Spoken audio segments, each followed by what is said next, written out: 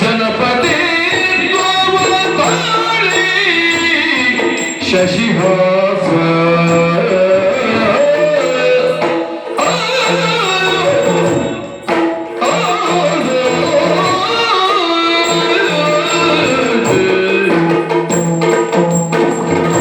ವಸುಧೆಯ ಸಲಹುತ್ತಲಿರಲು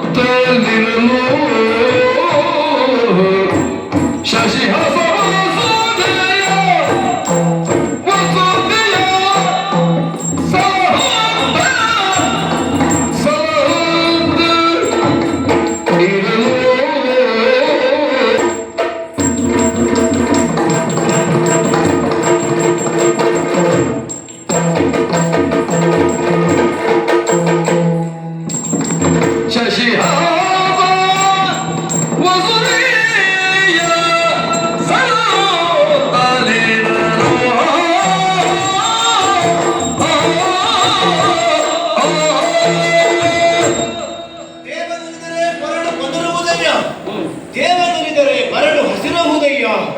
ಹೀಗೆ ಪ್ರಾಜ್ಞರಾಡಿದ್ದಾರೆ.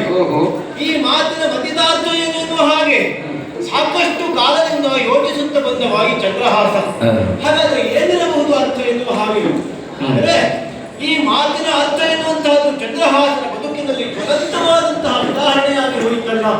ಅದಲ್ಲ ಅಂತಾದರೆ ಸಾಮಾನ್ಯವಾಗಿರುವಂತಹ ಬೀದಿಯ ಭಿಕಾರಿಯಾಗಿ ತಂದೆ ತಾಯಿಗಳನ್ನು ಕಳೆದುಕೊಂಡು ಅನಾಥನಿಗವಾಗಿ ರೋಧಿಸುತ್ತಿರುವಂತಹ ಒಬ್ಬ ಹುಡುಗ ಇವತ್ತು ಚಂದನಾವತಿ ಅರಸ.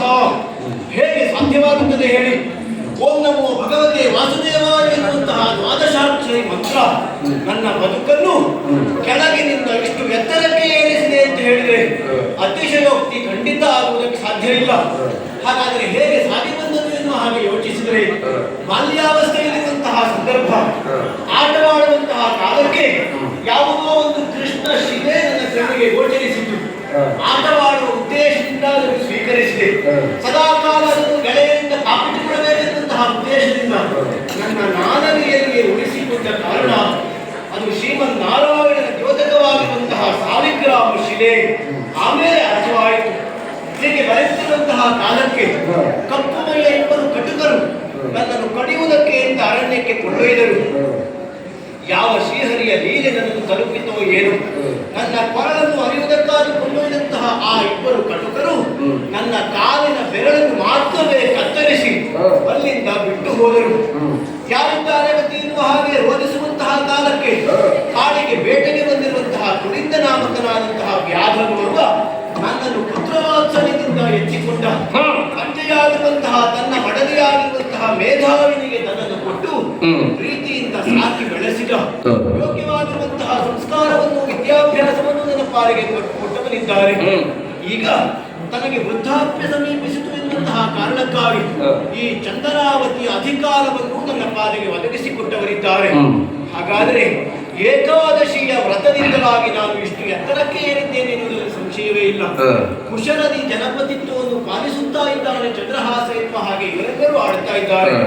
ಅಧಿಕಾರವನ್ನು ವಹಿಸಿಕೊಂಡ ಮೇಲೆ ಏರಿದಂತಹ ಏಣಿಯನ್ನು ಯಾವ ಕಾರಣಕ್ಕೂ ಮರೆಯುವುದಕ್ಕೆ ಸಾಧ್ಯವೇ ಇಲ್ಲ. ಹಾಗಾಗಿ ಗಹನವಾದಂತಹ ವಿಷಯವನ್ನು